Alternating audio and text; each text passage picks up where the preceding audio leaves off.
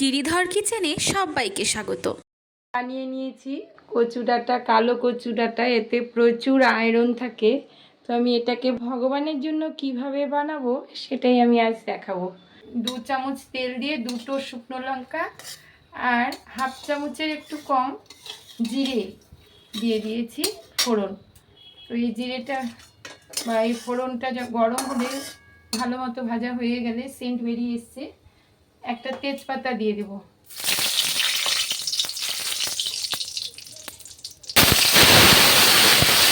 এই ঝুড়িতে খুব ভালো করে ধুয়ে নিয়েছি, আর ছিটে আসার কারণে আমি এই চাকনিটা দিয়ে এইটুকু ছোলা দিয়ে দেব। আন্দাজ মতো চামচের মতোই আমি হলুদ দিয়ে দিলাম। আর এই যে খুব ভর্তি না, একটু কম আমি লবণও দিয়ে দিলাম।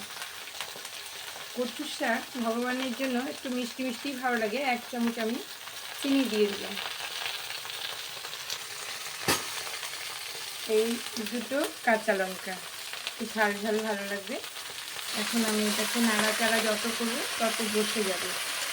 তারপরে আমি ঢাকা চাপা এই ঢাকনাটা দিয়ে ঢেকে দিলে কচুর শাকটা বসে যাবে। 5 মিনিট বাদে আমি ঢাকাটাকে খুলে নিলাম। এই যে খুব সুন্দর সব সেদ্ধ মতো হয়ে এসেছে, ছোলা হয়েছে। এটা যেহেতু কালো কচু, রান্নাটা একটু কালো কালোই হবে। কচুর শাকটাকে জল শুকনো অবধি আমরা এভাবে কষতেই থাকবো, আর কিছুই দিতে হবে না। যত কষবে তত কচুর শাকের টেস্ট বেড়ে যাবে। এখানে ভাজা মশলাও দেয়, সেটা হচ্ছে 5 ফোড়ন ভাজা মশলা। তো আমি কিছুই দেব না। এই ছোলা দিয়ে কচুর শাকটা ভগবানের জন্য অসাধারণই হয়, কালো কচুর স্বাদটা বেশি থাকে। এইভাবে আমি কষতেই থাকবো।